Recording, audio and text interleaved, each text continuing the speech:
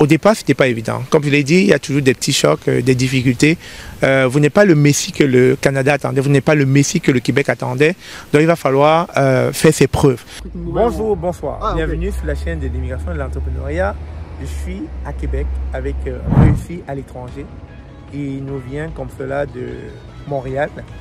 Et dans très bientôt, dans pas long, j'allais dire, il va faire une vidéo dans laquelle je vais être un invité de sa chaîne YouTube.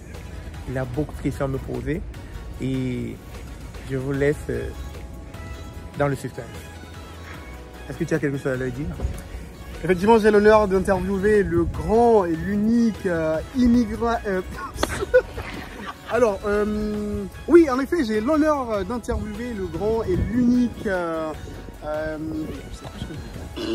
Alors, effectivement, j'ai l'honneur d'interviewer le grand, l'unique fondateur d'immigration et d'entrepreneuriat. Et il va nous parler de sa réalité ici au Québec et de l'entrepreneuriat également.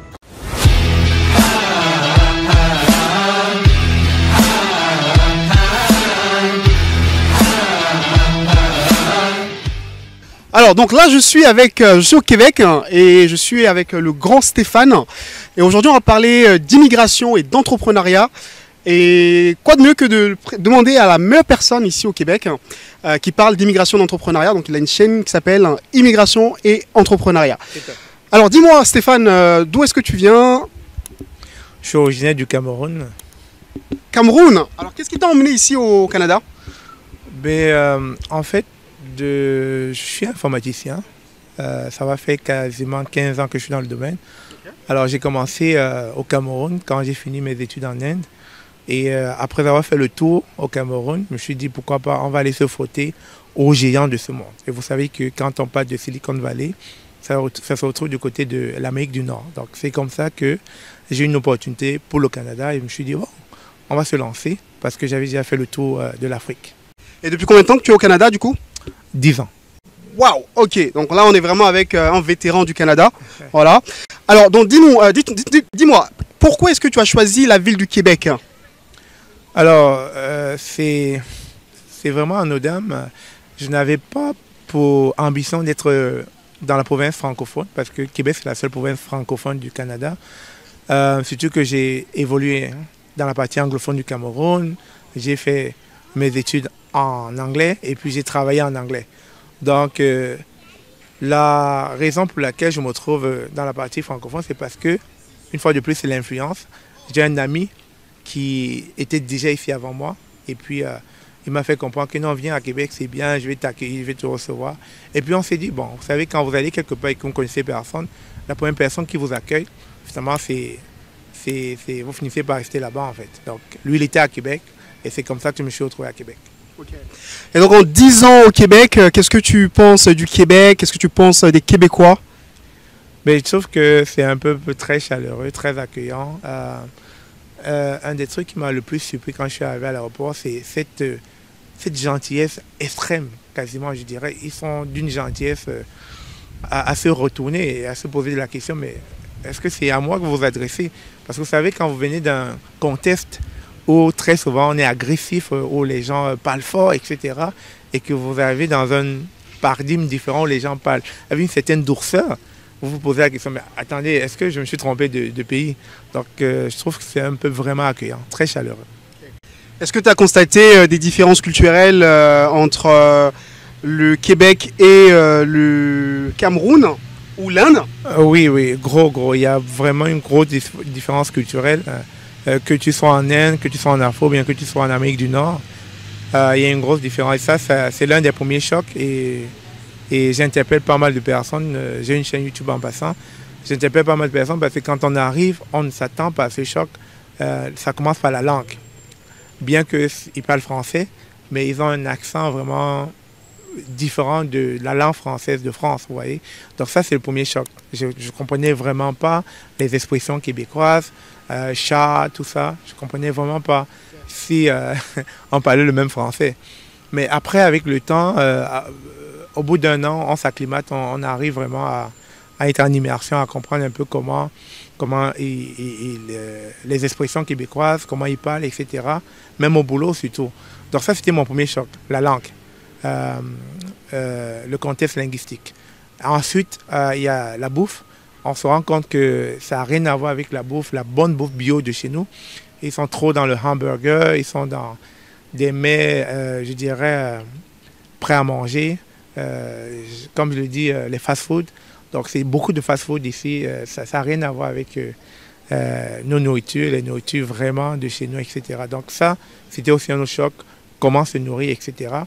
Et puis après, l'autre choc, c'est la conversion. Que vous voulez ou vous ne voulez pas, là, quand vous arrivez, vous faites toujours une conversion en termes monétaires. C'est-à-dire, quand je viens avec mon CFA, on me dit que, je ne sais pas, un habit comme celui que j'ai, il va me coûter peut-être $40. Je crie, je dis, mais $40, c'est trop cher.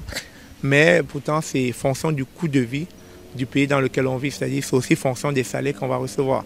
Donc, à chaque fois, j'étais tout le temps en train de convertir. Quand j'allais au supermarché, dans l'épicerie, etc., je convertissais tout le temps. Et là, ça me faisait vraiment mal à la tête. Et donc, j'ai arrêté de le faire. Alors, donc, toi, qu'est-ce que tu fais de beau au Québec? Je suis venu avec ma licence en mathématiques et informatique et aussi avec mes expériences de travail. Comme je disais, j'ai fait le tour de l'Afrique. Donc, je venais quand même avec plus de 4 ans d'expérience dans le domaine de l'informatique. Et donc, j'ai commencé là. Mais au départ, ce n'était pas évident. Comme je l'ai dit, il y a toujours des petits chocs, des difficultés. Vous n'êtes pas le Messie que le Canada attendait. Vous n'êtes pas le Messie que le Québec attendait. Donc, il va falloir faire ses preuves. Et donc, il va falloir commencer au bas de l'échelle. Alors, pour l'instant, au tout départ, là, ils ne m'ont pas pris dans mon domaine. Il a fallu que je fasse des petits boulots, que je commence dans des fast-foods, etc. Et petit à petit, j'ai gravi les échelons. Et puis après, un employeur m'a donné ma chance dans le domaine de l'informatique. C'est comme ça que j'ai pris mon envol. Est-ce que du coup, tu travailles toujours dans le domaine de l'informatique ou est-ce que tu as changé de domaine? Alors, ça va faire, comme je dis, 15 ans que je suis dans le domaine. Donc, quand je suis arrivé ici, j'ai embrassé le domaine de l'informatique. J'y suis encore. Mais en parallèle, comme l'entrepreneuriat, c'est en moi, j'ai lancé quelques activités entrepreneuriales dans l'immobilier, à travers ma chaîne YouTube, à travers des formations, comment créer une entreprise, comment créer une épicerie. Donc, il y a beaucoup de choses que je fais en parallèle parce que mon domaine de l'informatique me permet de le faire. Est-ce que tu peux nous en dire plus, justement, les activités que tu fais en parallèle de ton travail, justement? Oui, déjà en passant, j'ai ouvert une chaîne YouTube en 2019. Ça Et s'appelle Immigration et entrepreneuriat. La chaîne YouTube avait pour mission d'aider et de permettre à tous les immigrants, bref, tous ceux désireux de vouloir venir au Canada, de connaître comment se passent les procédures d'immigration. C'est la raison pour laquelle je suis allé me former. Je suis allé prendre un diplôme en consultant réglementé en immigration canadienne à Toronto. C'est un diplôme qui se faisait en ligne à l'époque. Donc, je suis allé me former pour mieux aider mon audience à mieux comprendre les procédures d'immigration parce qu'il y en a tellement, il faut les comprendre. Ensuite, à travers les vidéos, on essaie de parler de l'intégration, on essaie de montrer de manière transparente la réalité ici parce que par le passé, il y a des personnes qui projetaient une fausse réalité du Canada qui n'était pas le cas. Donc nous, on essaie d'être vrai et à travers justement mes multiples activités, j'ai eu à prendre des boulots exprès pour pouvoir refléter la réalité. C'est-à-dire j'ai fait de la plonge, j'ai fait, comme on dit ici, j'ai porté des cartons, j'ai fait tout ce qui est entretien ménager, etc. Parce que en même temps que je faisais des vidéos pour refléter la réalité, pour que les gens arrivent à travers les vidéos de se projeter un peu leur rêve canadien. Et partant de là, on a créé donc des services derrière ça, c'est-à-dire partant de la chaîne YouTube, on a créé des services. Je travaille avec un cabinet de consultants en immigration dans lequel on permet aux gens de venir au Canada à travers les programmes d'immigration. Ensuite, on a un service d'intégration qui permet d'aller occuper les gens à l'aéroport, de leur trouver un logement, et voilà, de les accompagner dans des dossiers administratifs afin qu'une fois ici, ils ne soient pas déboussolés, etc. Et après aussi, on donne des idées entrepreneuriales parce que, comme je l'ai dit, on a lancé une formation comment créer une épicerie au Canada, surtout qu'on sait que beaucoup d'Africains aiment bien se lancer à le popcorn. Et on trouve que l'une des activités le plus accessible pour les Africains, c'est les épiceries. Donc, on a lancé une formation qui marche bien. Donc, en dehors de ça, il y a beaucoup d'idées entrepreneuriales qu'on lance. Et dernièrement, dans une des vidéos, j'en ai cité 20. Comment, avec votre talent, quelqu'un qui vient avec la coiffure, si vous savez coiffer, vous pouvez vous lancer ici parce qu'on en recherche et c'est un domaine qui marche beaucoup. Vous savez combien? Surtout que ça facture très... Ici? 100 dollars. Vous voyez, 100 dollars une tête. Donc imaginez-vous que vous lancez dans la coiffure, vous en serez gagnant. Ensuite, durant la période de déménagement à Québec, le premier jour était un peu comme une période de déménagement, même comme c'est la fête du Canada. J'ai montré une fois dans mes vidéos comment pendant la période de déménagement, on jette beaucoup d'articles à l'extérieur. Et donc, pour ceux qui aiment bien faire dans le transit, import-export, vous pouvez récupérer toutes ces choses, parfois de seconde main qui sont encore en très bon état, les envoyer de manière, comment je vais dire ça, de manière réparée en Afrique, afin que ça puisse servir dans certains foyers qui n'ont pas les moyens de s'acheter ce genre de choses dans des supermarchés de luxe. Okay. Donc voilà un peu autant d'activités que nous proposons à travers des idées entrepreneuriales. Comment justement c'est arrivé l'idée de te lancer dans cette aventure entrepreneuriale? Est-ce que tu as des challenges? Est-ce que c'est facile au quotidien? Ben oui, ça a été difficile parce qu'avant la chaîne YouTube, j'ai lancé une activité qui était de permettre, dans mon pays d'origine en passant, parce que quand j'ai fini mon DESS ici à l'université de Sherbrooke, j'ai lancé une activité au Cameroun et je me disais que cette activité allait permettre beaucoup de personnes au Cameroun, comment je vais dire ça, d'aller facilement se trouver un service de proximité. C'est un peu comme le Kijiji d'ici, donc je voulais lancer comme une sorte d'application en ligne qui permettait de mettre un fournisseur de services et un abonné, c'est-à-dire un abonné qui peut être à la recherche d'un électricien, d'un plombier, d'un menuisier ou alors d'un service de proximité qui répondra à son besoin. Donc j'ai lancé une telle plateforme qui malheureusement était un flop parce que ça m'a pris quasiment beaucoup d'argent, environ 10 000 dollars. J'ai lancé l'activité, d'abord c'était ma première activité, mon premier, si tu veux, idée entrepreneuriale, de lancer une activité comme ça au Cameroun. Mais j'ai appris de mes erreurs parce que en le faisant, il y avait encore l'envie, la fougue de vouloir redonner au pays d'origine d'où je venais. Mais malheureusement, ça n'a pas marché. Et aujourd'hui, ça marche parce que, bon, apparemment, à l'époque où je l'ai lancé, c'était pas encore, je dirais, il n'y avait pas encore cet enthousiasme derrière l'outil informatique. Et alors justement, pour quelqu'un qui immigre au Canada, est-ce que tu penses qu'il vaut mieux qu'il se concentre dans un premier temps au Canada ou il peut déjà faire des projets en Afrique et en même temps au Canada? Alors moi, c'est mon expérience et ça n'engage que moi. Je dirais, si jamais vous avez beaucoup d'argent, vous pouvez vous permettre d'aller en Afrique investir. Mais si vous n'avez pas beaucoup d'argent, commencez d'abord là où vous vivez, investissez d'abord là où est votre lieu de résidence. Et une fois que vous aurez acquis un certain montant, une certaine somme qui pourra vous mettre à l'abri de besoins, là, en ce moment, vous pourrez aller en Afrique investir. Parce qu'imaginez-vous que vous venez d'arriver et que vous décidez d'aller investir en Afrique et que ça floppe comme dans mon cas, ça peut non seulement vous décourager, vous casser, et puis vous déstabiliser même dans le pays dans lequel vous vivez actuellement. Donc, moi, je ne recommanderais pas à quelqu'un d'aller investir si vous n'êtes pas prêt financièrement. Alors à part justement l'épicerie, tu nous as parlé d'épicerie, donc il y a un très bon secteur dans lequel se lancer. Est-ce que tu as d'autres secteurs que tu recommandes pour un immigrant pour pouvoir générer des revenus complémentaires en parallèle de son travail? Alors j'ai cité 20 idées de business et chaque idée de business varie selon le domaine d'activité. Alors pour vite faire là, je vais donner quelques idées. Je vais en donner 5. Voilà, je vais en donner 5 qui vous permettent, si vous avez une activité en parallèle, vous pouvez le faire en toute quiétude. Vous pouvez vous lancer dans Uber. Uber, c'est une activité de transport qui vous permet, si vous êtes informaticien, si vous avez d'autres boulots comptables ou quoi que ce soit, vous pouvez faire Uber. Vous pouvez faire Uber passager, c'est-à-dire vous porter des gens. Ça se fait très bien. Vous pouvez aussi faire Uber Eats. Est-ce que tu peux me dire combien est-ce qu'on peut générer par activité? Comme ça peut donner vraiment une meilleure idée aux gens. Si je fais Uber, combien est-ce que je peux espérer générer? Alors, je l'ai fait plusieurs fois en temps partiel. Je tournais autour de 15 000 en temps partiel. Et moi, ça allait bien avec mon programme. 15 000 par mois? Non, 15 000 l'année. Okay. En temps partiel, parce que je faisais maximum 10 heures par semaine. Et là, c'est vraiment à mon temps voulu. Mais quelqu'un qui l'a fait en temps plein m'a dit qu'il générait 50 000 minimum par an avec Uber, Uber passager. Et puis, vous pouvez aussi faire Uber Eats, qui consiste à la livraison des repas. Et les conditions sont moins de ce côté. Vous n'avez pas besoin d'aller passer beaucoup de documentation, des tests médicaux, passer l'examen de la SAC. Non, vous n'avez pas besoin de ça pour Uber Eats. Là. Vous avez juste besoin d'avoir votre voiture, d'aller vous inscrire en ligne. Pap, et c'est parti, vous pouvez faire Uber Eats avec votre véhicule, aussi avec votre vélo. Donc ça, c'est possible. Ensuite, comme je l'ai dit en début de cette vidéo, si vous avez des talents de coiffeur, si vous savez coiffer, que ce soit une femme ou un homme, ça c'est une activité qui marche vraiment ici. Vous n'avez même pas besoin, je ne devrais pas le dire là, mais vous n'avez même pas vraiment besoin de déclarer parce qu'en dessous de 30 000, on n'a pas besoin de déclarer. Donc c'est une activité que vous pouvez faire en parallèle qui pourrait vous permettre de combler vos fins de mois.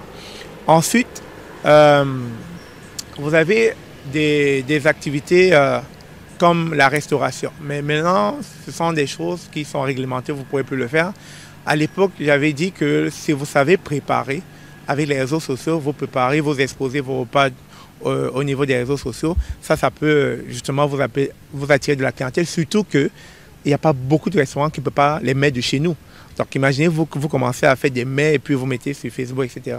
Ça va vous attirer de la clientèle. Mais aujourd'hui, maintenant, la MAPAC traque tous ces gens qui font des repas dans leur domicile. Je vous dirais maintenant, il va falloir aller prendre votre licence de la MAPAC afin de pouvoir le faire de chez vous. Même si vous n'avez pas un local, ça c'est aussi un plus-value que vous pouvez aller chercher pour combler les fins de mois. Parfait. Alors comme tu es le spécialiste de l'immigration et l'entrepreneuriat, dis-moi quel est le meilleur moyen pour immigrer au Canada? Alors présentement, l'un des meilleurs programmes d'immigration, c'est à travers l'entrée express. Vous savez, l'entrée express, on recherche plusieurs profils. Hein. On recherche des gens qualifiés, on recherche des gens dans des domaines spécialisés. Et puis aussi, pour ceux qui sont arrivés ici comme étudiants et qui ont eu à travailler, vous pouvez aussi vous qualifier à travers le programme de l'expérience canadienne. Donc, pour l'instant, le meilleur moyen pour moi de venir au Canada, ce serait à travers l'entrée express et c'est 6 mois. Donc 6 mois, dès lors où vous avez déposé votre application. Est-ce que c'est facile pour n'importe qui d'appliquer à ce programme? Bien sûr, comme je le dis, ça demande quand même que vous ayez des qualifications. C'est la raison pour laquelle il faut au minimum avoir une licence parce que le bac, ça va être difficile parce que vous n'allez pas aller chercher beaucoup de points avec votre bac, mais minimum une licence. Après les tests linguistiques, parce qu'il va falloir aussi aller performer dans les tests de français, compréhension écrite, compréhension orale, expression écrite, expression orale. Ensuite, il va falloir faire les comparatifs de vos diplômes, l'évaluation de vos diplômes. Et une fois que vous aurez fini ces différents critères, vous pourrez aller ouvrir votre profil sur l'entrée express. C'est ça qui va vous donner des points qui va vous permettre de sortir du bassin et afin de vous qualifier à la résidence permanente. Parfait. Et pour quelqu'un qui n'a pas forcément de diplôme, quel est le moyen, le meilleur statut pour cette personne-là? Alors, pour ceux qui n'ont pas de diplôme, c'est vrai qu'il y a toujours une possibilité de venir au Canada, mais ça ne peut que se faire à travers un permis de travail. Donc, pour ceux qui n'ont pas de diplôme, mais qui quand même... je prends quelqu'un, par exemple, qui s'est arrêté avec un BEPC, ou quelqu'un qui n'est pas allé à l'école, mais qui travaille peut-être en restauration depuis très longtemps, alors il peut venir au Canada. Tout simplement, il faudrait qu'il ait un contrat de travail. Et s'il a un contrat de travail d'un employeur canadien, alors ça devient plus facile pour lui de venir avec un permis de travail fermé. Si quelqu'un a déjà une bonne situation dans son pays d'origine, est-ce que tu lui recommandes quand même de venir explorer les opportunités au Canada ou de rester chez lui? Alors le conseil que je donne très souvent, c'est que si vous êtes nanti et que vous avez vraiment une bonne situation dans votre pays d'origine, venez à vacances. Prenez même 1 mois, 2 mois de vacances. Et quand vous serez ici, ça va vous donner une idée. Ne venez pas pour 2 jours ou pour 3 jours. Je dis bien, venez prendre au moins 1 mois à 2 mois de vacances. Et puis vous essayez un peu de contempler. Parce que je dis c'est au cas par cas. Ça peut ne pas marcher pour X et ça pourrait marcher pour Y. Donc c'est difficile de dire restez dans votre pays. Parce qu'il y a des opportunités de ce côté. Et je dis tout le temps que le monde est un vaste territoire qu'il faut découvrir. Il ne faut pas rester sédentaire, il ne faut pas rester dans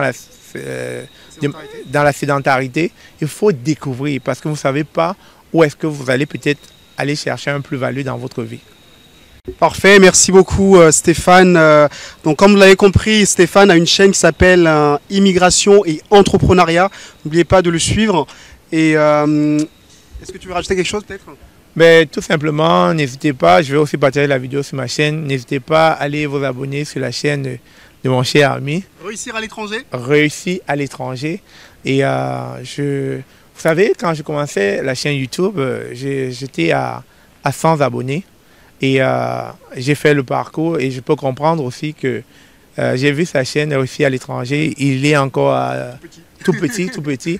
Et je pense que c'est à force de faire ce genre d'activité qu'il fait, aller rencontrer des youtubeurs au-dessus de lui, aller, voilà, de faire ce qu'il fait de manière régulière, de manière permanente, qui va aussi finir par se retrouver à ce niveau-là. Et je l'encourage vraiment parce que c'est pas là où j'ai commencé. Et tout ce que je peux lui dire, c'est de ne pas lâcher. Surtout pas. Merci beaucoup. Ouais. Alors ça me motive énormément d'entendre ça de quelqu'un qui est déjà très loin. Donc merci beaucoup. Alors n'oubliez pas de vous abonner aux deux chaînes. Hein, et ce fut un plaisir donc de vous présenter l'expérience de Stéphane. Merci. Donc merci à vous. Ciao.